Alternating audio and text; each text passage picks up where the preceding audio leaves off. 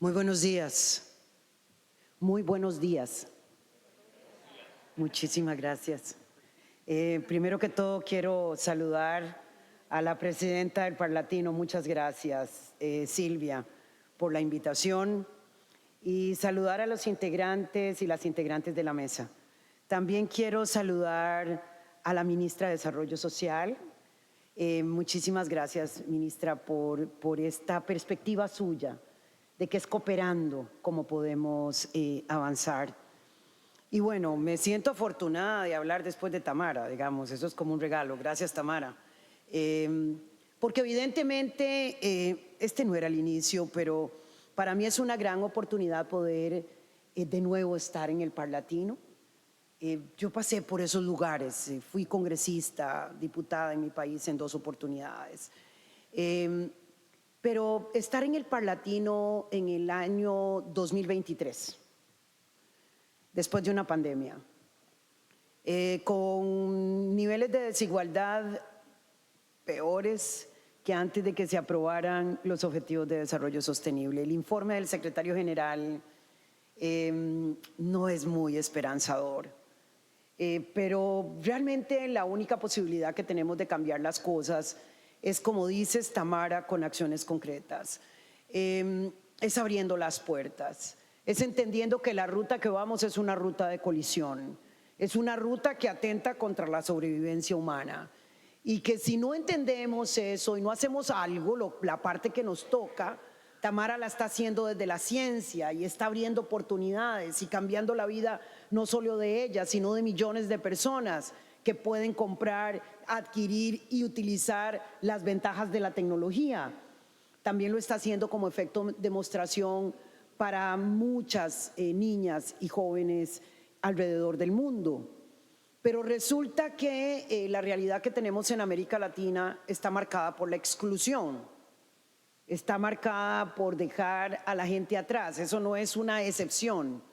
Estoy hablando del 50% de la población, no quiero repetir los datos, pero estoy hablando de millones de personas afrodescendientes y de pueblos indígenas. Estoy hablando, como lo han dicho en varias oportunidades, de una gran cantidad de personas que viven en el sector rural. Entonces es una región que excluye a las mayorías. Y la única oportunidad que tenemos es si focalizamos nuestra visión en lo que queremos realmente transformar. Y yo pienso que tienen que ser las mujeres y las niñas. No hay otra forma. No hay otra forma. Vean que hemos seguido haciendo lo mismo con resultados no los mismos, con resultados peores. Y entonces la pandemia dejó al descubierto un sistema muy frágil de seguridad y salud, pero también dejó al descubierto la exclusión de quienes están más excluidos. Y sabemos, los datos son realmente tristes, de millones de niños y niñas que salieron del sistema educativo. Salieron y luego entraron como si no hubiese pasado absolutamente nada. Un gap en algunos casos, una brecha de hasta 2 años. ¿Y quiénes fueron quienes quedaron más excluidos y excluidas? Bueno, las niñas, por supuesto, pero aquellas criaturas, jóvenes, niñas, niños, adolescentes que vivían en las condiciones más excluyentes. O sea, quienes se excluyó más eran quienes ya estaban más excluidos, porque no tenían conectividad, porque para alguna gente la educación a través de medios digitales es simplemente un sueño de futuro, no es una realidad de presente. Entonces tenemos millones de comunidades en donde se supone que pasamos a la educación virtual, pero ni siquiera las maestras y maestros tenían capacidad de manejar las mínimas tecnologías, no había conectividad, no había electricidad, no había agua potable. Entonces, por supuesto que lo que tenemos ante nosotros y nosotras es una oportunidad maravillosa. Es maravillosa porque yo creo que la generación de Tamara y las más jóvenes es la generación en donde tenemos que enfocar este esfuerzo político y democrático. La democracia sin mujeres y sin niñas no es democracia. No es. O sea, si la democracia se supone ser una organización política de representación y no están representadas las mayorías, pues entonces conceptualmente eso ya no es democracia, sino que la democracia sigue siendo y empieza a ser una aspiración. La democracia tiene que pensar en esta lógica que ha sido planteada aquí maravillosamente, en lo que es la democracia es para cuidar, la democracia es para garantizar derechos, la democracia es para sobrevivir como sociedad. Una democracia que además no cuida, que le pasa encima a la gente, tampoco es democracia, porque decidimos hacer un pacto entre los seres humanos, entre las personas, para organizarnos de la mejor manera posible, para resolver los problemas que nos son comunes. Y el problema que tenemos el planeta y las personas es que necesitamos ser cuidados. Necesitamos tener las condiciones de la sobrevivencia y eso solo si nos cuidamos los unos a los otros, las unas a las otras, los unos a las otras también. O sea que debemos de empezar a entender que estos temas no están separados. La economía de los cuidados no está separada de los nuevos conceptos de democracia e inclusión. Son parte de una misma ruta, son la ruta. Porque si no cuidamos, si no nos cuidamos entre nosotras y nosotros, no hay sobrevivencia humana, pero si no cuidamos al planeta, tampoco. Y entonces, y lo vimos de manera muy cruda en la pandemia de COVID-19. Ahí vimos la película siendo parte de la película y muchas veces sin querer ser parte de esa película. Y las muertes, en algunos momentos cuando inició, no respetaron a dónde caía la pandemia, pero después, conforme iba entrando la pandemia y asentándose, entonces castigaba más a quienes estaban en una condición de mayor vulnerabilidad. Yo creo que el Parlatino tiene una gran oportunidad. La verdad es que creo que es una oportunidad de ocupar un espacio que no está ocupado. Hay un gran cuestionamiento sobre cuál es el rol de los organismos políticos internacionales y qué es lo que hacemos a nivel de juntarnos y plantear desafíos que luego pareciera que no podemos poner en práctica en nuestros propios países. Yo creo que hay una gran oportunidad y es trabajar desde el acuerdo parlamentario en los temas donde debemos de hacer transformaciones profundas en nuestras sociedades. Es allí donde la fuerza de los demás, las lecciones aprendidas, decía nuestra querida ministra, se convierten en un tema fundamental. Es allí donde nos podemos plantear los desafíos reales de la democracia paritaria, no desde la perspectiva solamente de las mujeres. Es que esto es un ganar-ganar que suena realmente bien, pero es de verdad que es la única ruta. Si unos ganan y las otras pierden, la realidad es que no avanzamos. La realidad es que no avanzamos. Entonces, pensar cuál es el nicho de acción política democrática de una entidad como esta es la posibilidad de que tenga sentido todo el esfuerzo que estamos haciendo. Y por eso, Presidenta, la felicito profundamente. ¿Y de dónde es que se necesita? Bueno, pues desde la estructura de lo que es el pacto fundacional. Y el pacto fundacional nuestro son las constituciones. Y esas constituciones, para ponerlas en práctica, parten de una ciudadanía sin discriminación para todas las personas que viven en un país determinado. Entonces la pregunta es, ¿cómo la ponemos en práctica? A través de nuevas legislaciones, sí, pero a través de nuevas acciones también, a través del control político, a través de promover los temas que quedan realmente muchas veces varados en medio del camino. Y digamos, es como de esos rankings en donde una nunca quisiera estar, la región más desigual, porque está cruzada por el racismo y el sexismo.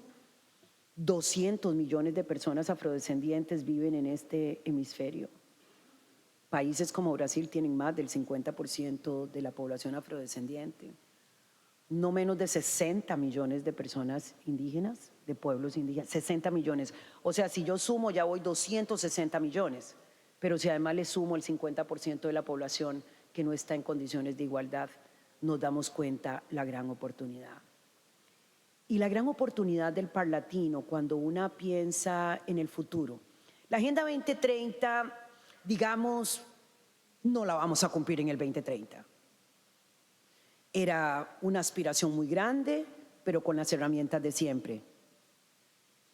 No sé, era como ganar la Fórmula 1 con un vehículo del año 1984, sin mantenimiento, y con un chofer o una chofer no muy preparada.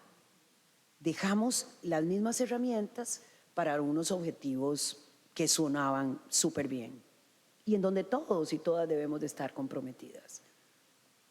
Pero creo que en América Latina tenemos que empezar desde la base de la exclusión. Y entonces imaginemos una niña indígena, una niña afrodescendiente, que Tamara no tiene la posibilidad de soñar en las condiciones en las que nos estás contando tan maravillosa historia que tenés que contar permanentemente, pero para que las personas en la política podamos ir asumiendo compromisos reales para abrir esas oportunidades. Esa criatura de la que les estoy hablando puede quedar embarazada entre los 9 y 13 años. Ese es el mejor y peor indicador de subdesarrollo que tenemos en América Latina. Niñas quedando embarazadas, niñas, criaturitas que tienen que estar en escuela,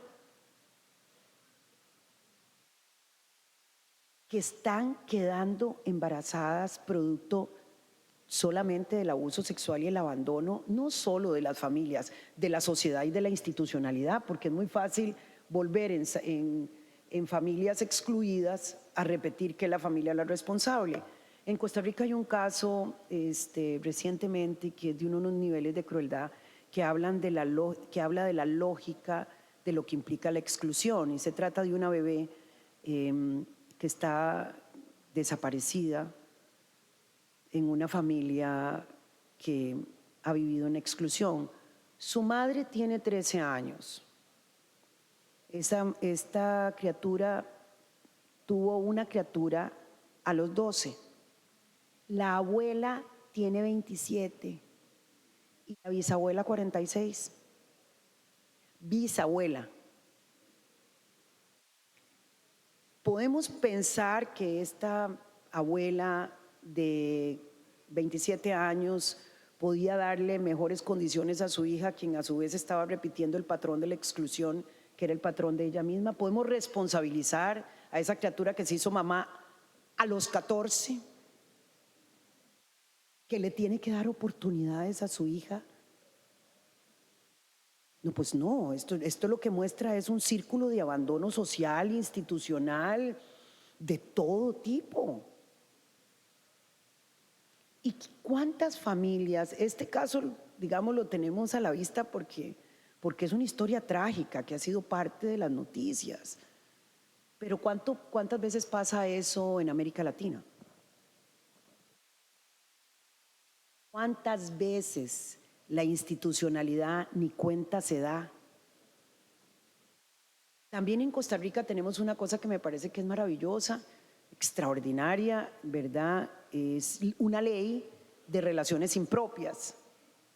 Y la ley de relaciones impropias realmente establece una cosa que pareciera básica. Si usted no puede votar hasta los 18 años, tampoco se puede casar. ¿Cómo que puede, no está preparada para decidir quién va a dirigir un país, pero sí puede estar decidiendo hacer una familia a los 14 o a los 15 años? Y además, la ley establece un rango de diferencia de edad con la persona mayor y penaliza eso. Bueno, primero ya no se pueden inscribir matrimonios en el registro civil de personas menores de edad, punto. Ya eso es una norma que hizo totalmente prohibitivo el matrimonio de personas menores. Pero además, principalmente los hombres son los que tienen relaciones impropias con mujeres menores de edad, pero no exclusivamente. Digo principalmente porque también hemos conocido algunos casos de mujeres mayores con niñas, y la diferencia tiene que ser de 5 años, si no esa relación, esa persona puede ser penalizada y llevada a la cárcel por una relación impropia. Ahí me parece que hay una oportunidad de intercambio, decía la ministra, de lecciones aprendidas de lo que estamos haciendo. Pero quiero seguir en la lógica de qué podemos hacer. Primero, me parece que la apuesta que tenemos que avanzar es la apuesta de la cooperación y no la competencia. La competencia es una herramienta que existe cuando ya todo el mundo está más o menos en las mismas condiciones. Tenemos que cooperar como elemento central. Y el elemento central es cooperar como este espacio que permite una cooperación entre parlamentarios y parlamentarias de toda la región, pero cooperar en la lógica de asumir cada quien una cuota de responsabilidad. Tenemos que cooperar para entender que los temas relacionados a la sobrevivencia humana y la sobrevivencia del planeta, o sea, a cuidar, es una responsabilidad colectiva. Y tenemos que avanzar, y el Parlatino puede, si toma este tipo de temas, avanzar realmente de manera sustantiva y hacer una diferencia. Tenemos que cooperar en materia de acciones afirmativas para tener más mujeres, y cuando escuchaba a la diputada Lima y vemos la fotografía del poder en los parlamentos, de ahí una dice 135 años, pero que siguen siendo los mismos 135 siempre. Por eso es que al final son 300, luego 500, porque nunca avanzamos en la ruta que debemos de avanzar. Y hay que decir que tenemos que celebrar que hoy hay muchísimas más mujeres en la política que lo que existían hace 20 años. Y que es verdad que cuando una mira aquí, ¿verdad?, y mira alrededor, se da cuenta que hay muchísimas mujeres haciendo y tomando la palabra en los parlamentos. Pero todavía estamos lejos de la democracia paritaria, que tiene que ser una aspiración democrática.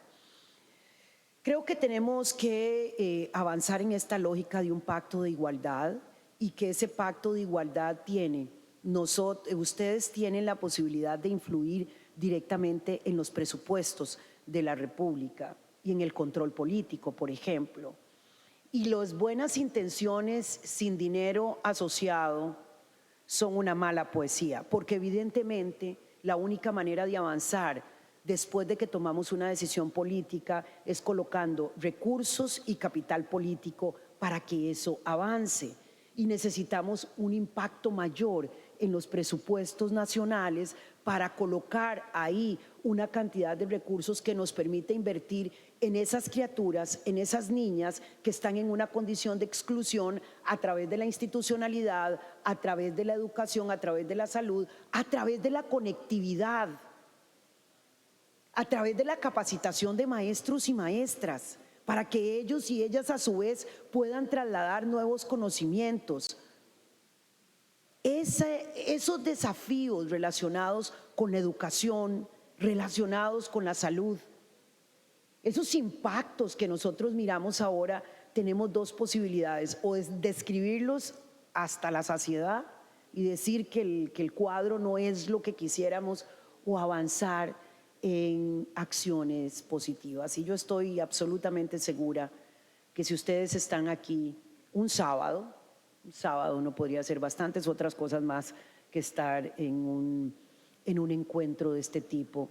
Eso muestra un compromiso de las transformaciones que tenemos que impulsar. Pensemos realmente en la inclusión. un parlatino centrado en la inclusión y trabajando con las metas de garantizarle a las niñas y a las mujeres que están en la condición de mayor exclusión condiciones de vida dignas. No va a haber desarrollo si las mujeres no se integran en condiciones de igualdad en nuestros países, y las brechas que tenemos entre la población económicamente activa femenina y masculina en América Latina son de más de 30 puntos porcentuales, y sin embargo en los países nórdicos esa brecha es de 2 o 3 puntos porcentuales. O sea, nosotros voluntariamente estamos decidiendo botar los recursos económicos al no incorporar a las mujeres. Pensemos desde los parlamentos cómo hacemos para que ponerle dinero en las manos de las mujeres para el desarrollo de iniciativas que de verdad permitan desencadenar procesos comunitarios nacionales e internacionales. El acceso al financiamiento, pero también el acompañamiento con unas verdaderas incubadoras de propuestas desde las niñas. Las niñas tienen que empezar a incubar esas nuevas ideas y tener el acompañamiento de expertos y expertas que luego les permita incorporar esas ideas en acciones concretas, en bienes y servicios concretos como el que tuvimos la posibilidad de conocer aquí. Es lo único que nos va a dar la posibilidad de hacer un cambio cualitativo. Yo estoy convencida de que sí tenemos la posibilidad de hacer ese cambio cualitativo, ese cambio generacional. Ese es un cambio que tenemos que hacerlo de la mano con las personas más jóvenes, con las mujeres más jóvenes, con esa generación que es una generación que está ávida de tener oportunidades. Es la que yo he llamado la generación de la luz. Esa es una generación que contrario al pasado nos enseña todos los días. Antes los abuelos le enseñaban a los nietos y las nietas. Hoy las nietas y los nietos le enseñan a los abuelos y las abuelas. Es otro tiempo. Pero tenemos que aprovechar esa energía, utilizar el poder político de instancias como estas para entender que si focalizamos en niñas y mujeres, sí que estamos haciendo un cambio que puede ser medible en el mediano, en el corto, en el mediano y en el largo plazo. Animémonos de verdad a tomar el poder político que tenemos y utilizar, llenar ese espacio que hoy muchas veces lo llenan las mujeres solas, peleando a lo interno de los parlamentos, dentro de los gobiernos, convenciendo. No, este es un tema de la sociedad, este es un tema de los hombres y las mujeres. Animémonos a hacerlo porque allá, en el futuro, nos está esperando la gente que va a decir que hicimos la tarea que nos tocaba en el momento en que nos tocaba. Y empecemos de abajo para arriba. Empecemos a pensar en el nuevo pacto, ese que es posible, ese nuevo pacto de la sociedad, de la igualdad y la inclusión, de la cultura y el cuidado del ambiente y de la casa grande, con acciones concretas, con acciones afirmativas, pensando que nuestra aspiración debe de ser que en los próximos 10 años en América Latina ni una sola niña quede embarazada, ni una sola. Esa tiene que estarse capacitando, tiene que estarse educando. Pensemos que en un periodo de 10 años la paridad en los parlamentos va a ser la realidad y no va a ser una demanda de transformación. Pensemos y comprometámonos a que en un periodo de 10 años hemos aumentado la participación de las mujeres a un 75%. Si uno sueña grande, llega grande. Si sueña pequeñito, llega pequeñito. Y si no sueña, se queda en el mismo lugar. Y entonces yo les invito a que los sueños estén aparejados con compromisos. De verdad que lo podemos hacer. Y hay millones de niñas y mujeres que dependen de nuestro esfuerzo y de nuestro trabajo. Hagámoslo porque no solo por la satisfacción que eso significa, sino porque es la única ruta para la sobrevivencia humana y para la construcción del nuevo mundo. Muchísimas gracias.